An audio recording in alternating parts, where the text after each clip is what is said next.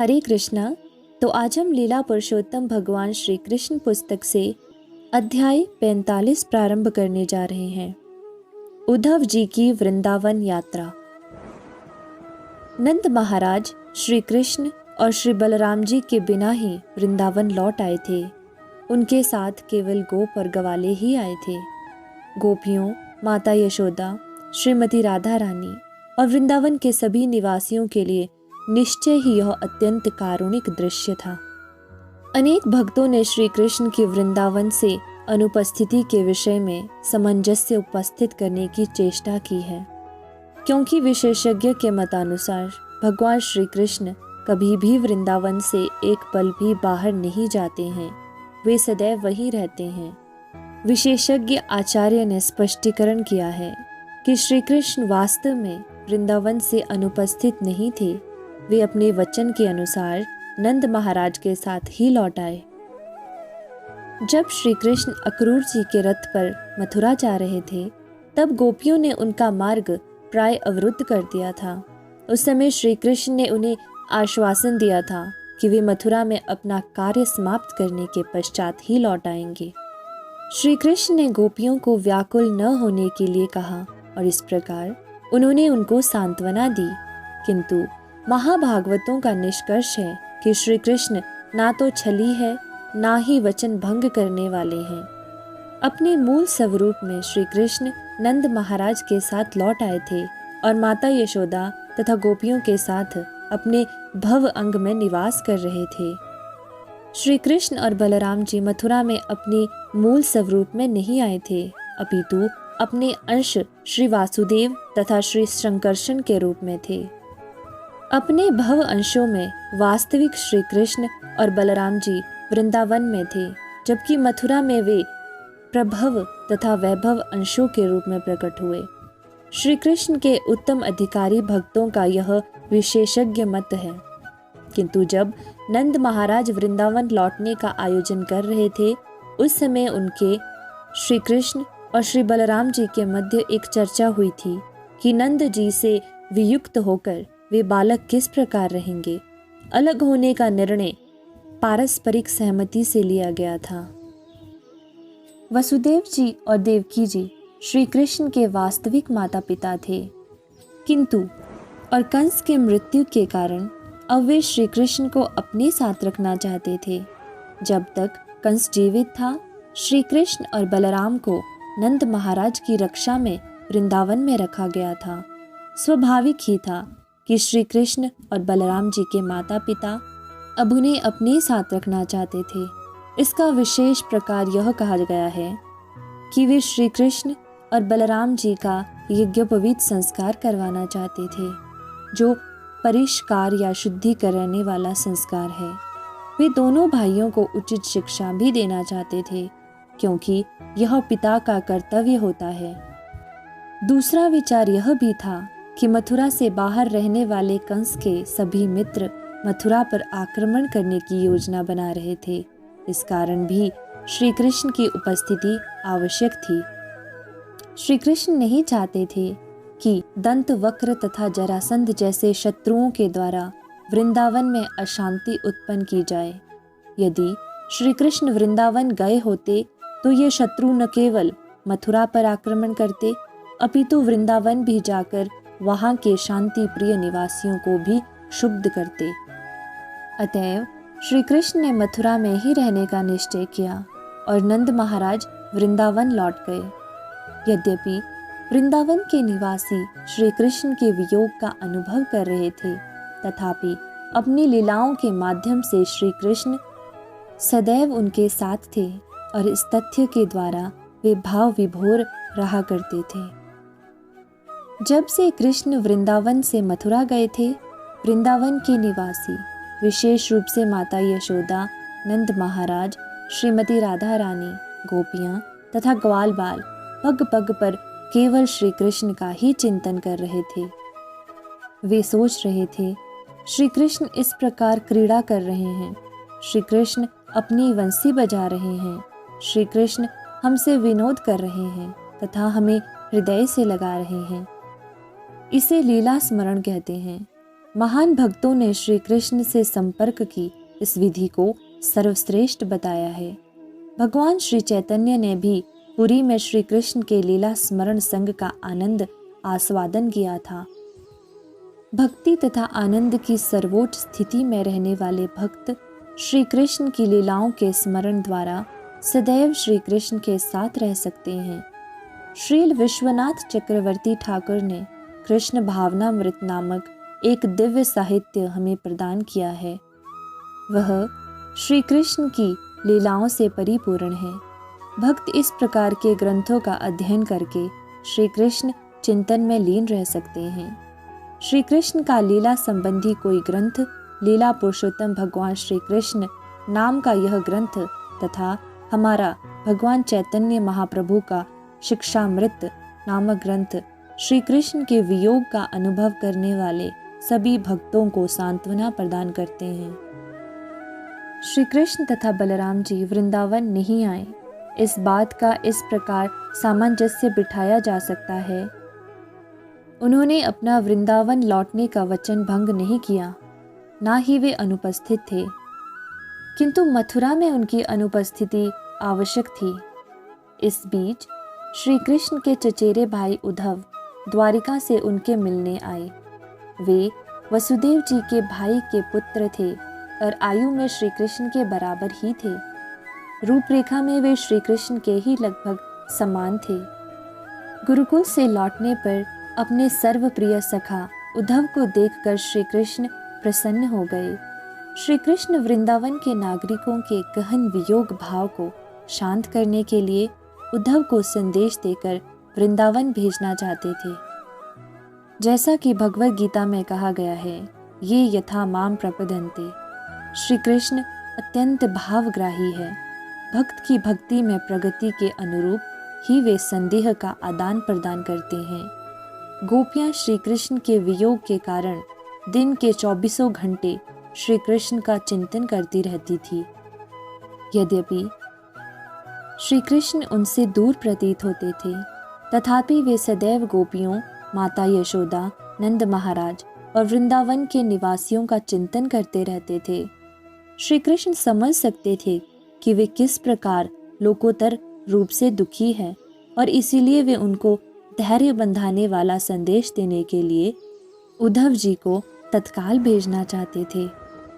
उद्धव जी को विष्णु वंश का सर्वश्रेष्ठ व्यक्ति माना जाता है। उन्हें श्री कृष्ण के लगभग समान समझा जाता है। वे श्री कृष्ण के अनन्य मित्र थे। देवताओं के गुरु तथा पुरोहित बृहस्पति के शिष्य होने के कारण वे अत्यंत बुद्धिमान तथा निर्णय लेने में कुशाग्र थे। बौद्धिक दृष्टि से वे अत्यंत योग्य थे। उद्धव जी श्री कृष्ण के परम प्रिय मित्र थे, अतएव श्री कृष्ण उन्हें वृंदावन भेजना चाहते थे। साथ ही यह भी प्रायोजन था कि वे वृंदावन में समस्त संपन्न की जाने वाली अत्यंत उच्च कोटि की भाव भक्ति का अध्ययन कर सके। चाहे कोई भौतिक ज्ञान में अति उत्कृष्ट हो और बृहस्पति का शिष्य हो, तब भी यदि श्री कृष्ण के अतिशय प्रेम करना हो तो उसे गोपियों तथा वृंदावन वासियों से ही सीखना पड़ता है। वृंदावन वासियों को धैर्य देने के लिए संदेश देकर उद्धव जी का वृंदावन भेजना श्री कृष्ण का उद्धव के प्रति विशेष अनुग्रह था। भगवान श्री कृष्ण का नाम हरे है। इसका अर्थ है वह जो शरणागत भक्तों के सभी दुख हर लेते हैं। चैतन्य महाप्रभु कहते हैं कि जैसी उपासना गोपियों में थी, कभी भी कोई उपासना उससे उत्कृष्ट कोटि की नहीं हो सकती। श्री कृष्ण गोपियों के दुख के विषय में अत्यंत विचलित थे। उन्होंने उद्धव जी का हाथ अपने हाथ में लेकर कहा, मेरे सौम्य सखा उद्धव, कृपया तुम तत्काल वृंदावन जाओ और मेरे माता पिता नंद महाराज तथा यशोदा देवी और गोपियों को सांत्वना देने का प्रयत्न करो। विरह रूपी भयंकर रोग से पीड़ित व्यक्ति की भांति वे अत्यंत ही दुखी है। तुम जाओ और जाकर उन्हें एक संदेश दो। मुझे आशा है कि उनकी व्याधि अशांत हो जाएगी। गोपियां सदैव मेरे चिंतन में लीन रहती है। उन्होंने अपना शरीर, कामनाएं, जीवन तथा आत्मा सभी मुझे समर्पित कर दिया है। मैं न केवल गोपियों के लिए चिंतित हूँ, अपितु जो भी प्राणी मेरे लिए समाज, मैत्री, प्रेम और व्यक्तिगत सुख का त्याग करता है, उनके लिए मैं व्याकुल रहता हूँ। इस प्रकार उत्कृष्ट भक्तों की रक्षा करना मेरा कर्तव्य है। गोपियाँ मुझे सर्वाधिक प्रिय है। वे इस प्रकार सदैव मेरा चिंतन करती रहती है कि मेरे वियोग में व्याकुल और मृतप्राय रहती है। वे केवल यह सोचकर जीवित है कि मैं शीघ्र ही उनके पास लौट रहा हूँ। भगवान श्री कृष्ण के इस प्रकार आग्रह करने पर उद्धव जी ने तत्काल अपने रथ पर सवार होकर प्रस्थान किया और गोकुल संदेश ले आए। सूर्यास्त के समय जब गायें गोचर भूमि से लौट रही थी, तब वे वृंदावन के समीप पहुंचे। उद्धव जी और उनका रथ गोरज के आवृत हो गए। उन्होंने वृषभों को समागम के लिए गायों के पीछे दौड़ते हुए देखा। दुग्धधार से बोझिल थनों वाली दूसरी गायों को उन्होंने दूध पिलाने के लिए बछड़ों के पीछे भागते देखा। उद्धव जी ने देखा कि वृंदावन की समस्त धरती श्वेत गौओं और बछड़ों से भरी हुई है। गोकुल में यत्र तत्र सर्वत्र गायें दौड़ रही थी। उन्होंने गोदोहन की ध्वनि सुनाई पड़ रही थी। वृंदावन में प्रत्येक घर सूर्यदेव तथा अग्निदेव की उपासना के लिए सज्जित था। प्रत्येक घर में अतिथियों, गायों, ब्राह्मणों और देवताओं के स्वागत का प्रबंध था। घर को पवित्र बनाने के लिए प्रत्येक घर दीपक से प्रकाशित था और उसमें धूप जल रही थी। वृंदावन में सर्वत्र उत्तम पुष्पमालाएं, उड़ते हुए पक्षी तथा मधुमक्खियों की गुनगुनाहट थी। सरोवरों में कमल पुष्प, बतखे तथा हंस भरे हुए थे। उद्धव जी ने नंद महाराज के घर में प्रवेश किया। वासुदेव के प्रतिनिधि के रूप में वहां उनका स्वागत किया गया। नंद महाराज ने उन्हें आसन दिया और श्री कृष्ण और बलराम जी तथा मथुरा में रहने वाले परिवार के अन्य सदस्य के संदेश के विषय में पूछने के लिए उनके पास बैठ गए। वे जानते थे कि उद्धव श्री कृष्ण के अत्यंत अतरंग सखा है, अतएव वे शुभ संदेश लेकर ही आए होंगे। नंद महाराज ने कहा, प्रिय उद्धव, वसुदेव जी कैसे हैं? वे अब कंस के कारागृह से मुक्त हो गए हैं और अब वे अपने मित्रों और अपने पुत्रों श्री कृष्ण और बलराम जी के साथ हैं, अतएव वे अत्यंत प्रसन्न होंगे। मुझे उनके और उनकी कुशलता के विषय में बतलाइए। हम भी अत्यंत प्रसन्न हैं कि सर्वाधिक पापी असुर कंस की अमृत्यु हो चुकी है। वह सदैव ही यदुवंश, उनके मित्रों और संबंधियों से द्वेष रखता था। अब उसके पाप कर्मों के कारण अपने सभी भाइयों सहित उसका संहार हो चुका है। कृपया आप बताइए कि क्या श्री कृष्ण वृंदावन में रहने वाले अपने माता पिता, सखाओं और साथियों का स्मरण करते हैं? क्या वे अपनी गौओं, अपनी गोपियों और गोवर्धन पर्वत और अपने वृंदावन की गोचर भूमि का स्मरण करते हैं? ऐसा तो नहीं कि अब वे हम सबको भूल गए हैं। क्या श्री कृष्ण के अपने सखाओं और संबंधियों के पास लौटने की संभावना है, जिससे उन्नत नासिका और कमल नयन वाले उनके सुंदर मुख के हम फिर दर्शन कर सकें? हम सब स्मरण करते हैं कि किस प्रकार उन्होंने हमें दावानल से बचाया था। यमुना में रहने वाले कालिया नाग से भी उन्होंने हमारी रक्षा की थी। अन्य अनेकानेक असुरों से भी हमारी रक्षा उन्होंने ही की थी। हम केवल यही विचार करते हैं कि इतनी सारी भयंकर स्थितियों में हम सबको सुरक्षा प्रदान करने के लिए हम उनके कितने अधिक आभारी हैं। प्रिय उद्धव, जब हम श्री कृष्ण के सुंदर मुख और नयनों तथा उनकी विभिन्न लीलाओं का चिंतन करते हैं, तो हम इतने व्याकुल हो जाते हैं कि हमारे सभी कार्यकलाप रुक जाते हैं। हम सभी सिर्फ श्री कृष्ण का चिंतन करते हैं कि वे कैसे मुस्कुराते थे और कैसे हमारी ओर चितवन करते थे। जब हम यमुना नदी अथवा वृंदावन के अन्य सरोवर तट पर जाते हैं अथवा गोवर्धन पर्वत या गोचर भूमि के निकट जाते हैं, तो अभी भी हमें वहाँ की धरती पर श्री कृष्ण के चरण चिन्हों के दर्शन होते हैं, क्योंकि वे उन स्थानों पर निरंतर जाते थे, अतः वहाँ पर क्रीड़ा करते हुए श्री कृष्ण का हमें अत्यधिक स्मरण होता है। जब हमारे मन में श्री कृष्ण का स्वरूप प्रकट होता है, तब हम तत्काल उनके चिंतन में लीन हो जाते हैं। अतएव हम विचार करते हैं कि संभवतः श्री कृष्ण और श्री बलराम जी स्वर्ग लोक के प्रमुख देवता है, जो पृथ्वी पर कुछ विशिष्ट कर्तव्यों के संपादन के लिए हमारे सम्मुख सामान्य बालकों के रूप में प्रकट हुए हैं।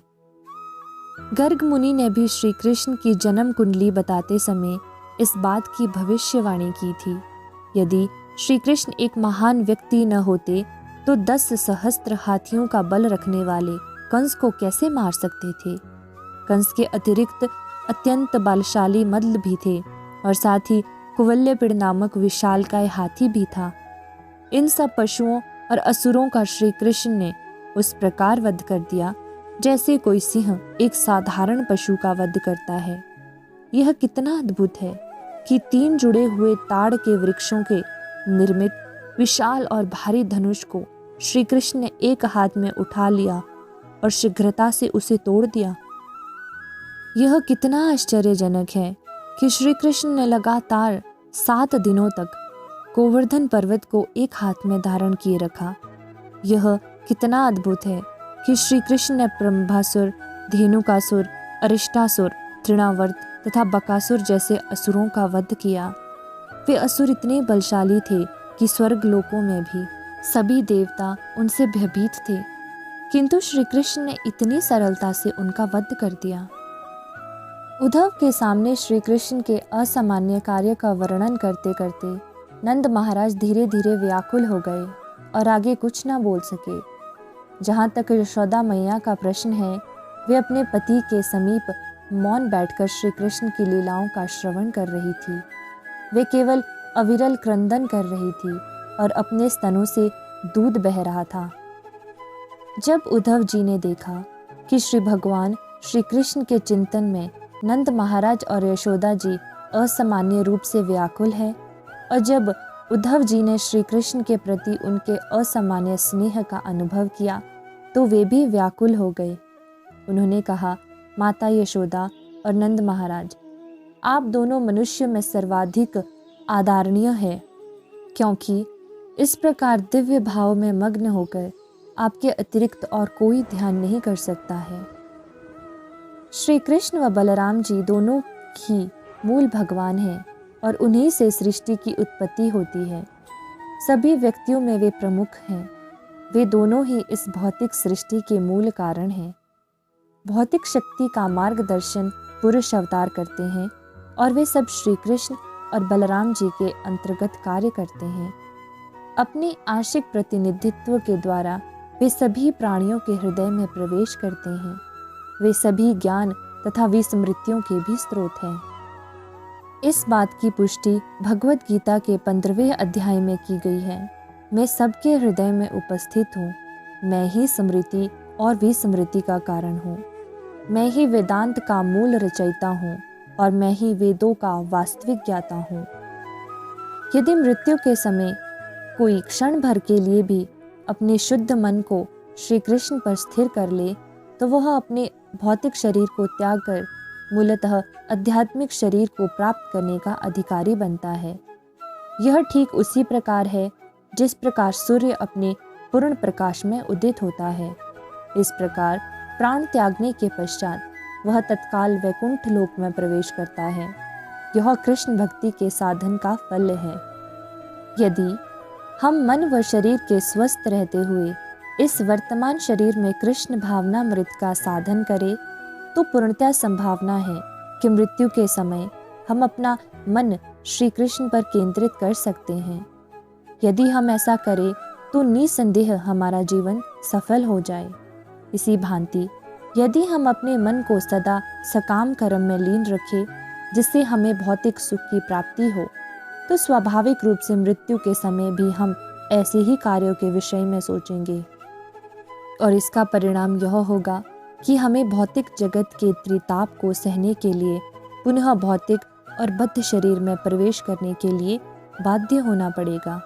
अतएव जैसा कि महाराज नंद, यशोदा तथा गोपियों ने प्रदर्शित किया है।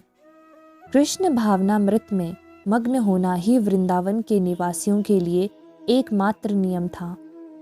यदि हम उनके चरण चिन्हों का किंचित भी अनुसरण कर सके तो निश्चित रूप से हमारा जीवन सफल हो जाएंगे और हम आध्यात्मिक जगत यानी वैकुंठ लोक में प्रवेश करेंगे।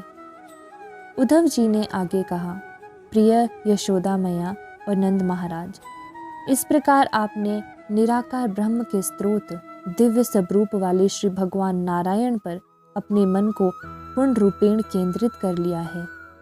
ब्रह्म ज्योति नारायण के शरीर की अंग कांति मात्र है। क्योंकि आप सदैव श्री कृष्ण और बलराम जी के परमानंद स्वरूप चिंतन में मग्न रहते हैं, अतः आपको कोई कार्य करना शेष नहीं है। मैं श्री कृष्ण का संदेश लाया हूँ, जिसका सार है कि वे शीघ्र ही वृंदावन लौटेंगे और आप दोनों को अपनी उपस्थिति से संतुष्ट करेंगे। श्री कृष्ण ने वचन दिया है कि मथुरा में अपना कार्य समाप्त होते ही वे वृंदावन लौट आएंगे। वे निश्चय ही इस वचन को पूर्ण करेंगे। आप लोग परम सौभाग्यशाली हैं, अतः मेरा आपसे निवेदन है कि आप श्री कृष्ण के वियोग के कारण दुखी ना हो। आप तो पहले ही 24 घंटे श्री कृष्ण की प्रतीति कर रहे हैं, फिर भी वे शीघ्र ही आकर आपसे भेंट करेंगे। वास्तव में जैसे काष्ठ में अग्नि उपस्थित है, उसी भांति श्री कृष्ण सर्वत्र और सबके हृदय में उपस्थित है। क्योंकि श्री कृष्ण परमात्मा है, अतः ना कोई उनका मित्र है, न कोई शत्रु, ना कोई उनके बराबर है, ना उनसे बड़ा अथवा सूक्ष्म। वास्तव में न कोई उनकी माता है, न पिता, न भाई है, न संबंधी, ना ही उनके समाज, मैत्री और प्रेम की आवश्यकता है। उनका कोई भौतिक शरीर नहीं है, ना तो वे प्रकट होते हैं, ना साधारण जीवों की भांति जन्म लेते हैं, जो अपने पूर्ण कर्मों के कारण जन्म लेने को बाध्य है। ऐसे साधारण जीवों की भांति श्री कृष्ण उच्च अथवा निम्न योनियों में प्रकट नहीं होते हैं। अपनी अतरंगा शक्ति द्वारा वे केवल अपने भक्तों की रक्षा के लिए प्रकट होते हैं। श्री कृष्ण कभी भी भौतिक प्रकृति के गुणों से प्रभावित नहीं होते हैं, किंतु जब वे इस भौतिक प्रकृति में जन्म लेते हैं तो वे भौतिक प्रकृति के गुणों सत्य रज तम के प्रभाव के अंतर्गत रहने वाले साधारण मानवों की भांति कार्य करते हुए प्रतीत होते हैं। वस्तुतः वे इस सृष्टि के सृष्टा हैं और प्रकृति के भौतिक गुणों से प्रभावित नहीं होते हैं। श्री कृष्ण समस्त जगन का सृजन, पालन और संहार करते हैं। श्री कृष्ण और श्री बलराम जी को साधारण मानव मानना हमारी दृष्टि है। हम उन भ्रमित मनुष्य की भांति है जो समस्त संसार को अपने चारों ओर चक्कर काटता हुआ देखते हैं। श्री भगवान किसी के पुत्र नहीं हैं, वास्तव में वे सबके पिता, माता तथा परम ईश्वर है। इस विषय में कोई संदेह नहीं है। जो कुछ भी अनुभव हो रहा है, जो कुछ भी है, जो कुछ नहीं भी है, भविष्य में जो कुछ भी होगा, उस सब का श्री भगवान से अलग कोई अस्तित्व नहीं है। जो कुछ भी लघुतम है और जो कुछ भी विशालतम है, उसका भी श्री भगवान से अलग कोई अस्तित्व नहीं है। सब कुछ उन्हीं में अवस्थित है, किंतु सृष्टि में अभिव्यक्त कोई भी वस्तु उनके स्पर्श नहीं कर सकती है। इस प्रकार श्री कृष्ण के विषय में वार्तालाप करते हुए नंद महाराज तथा उद्धव ने संपूर्ण रात्रि व्यतीत कर दी। प्रातःकाल दीपक जलाकर और माखन मिश्रित दही छिड़ककर गोपियों ने प्रातःकालीन आरती की तैयारी की। मंगल आरती समाप्त करने के पश्चात वे दही मथने में व्यस्त हो गई। जब गोपियां इस प्रकार व्यस्त थी, तब उनके आभूषणों पर प्रतिबिंबित होकर दीपक और अधिक प्रकाशित हो उठे। मथनी उनकी बाहें, उनके कर्ण फूल, उनकी चूड़ियाँ और उनके स्तन सभी चलायमान हो रहे थे। कुमकुम से उनके मुखों को एक ऐसी अरुण आभा प्राप्त हो रही थी जिसकी तुलना उगते हुए सूर्य से की जा सकती है।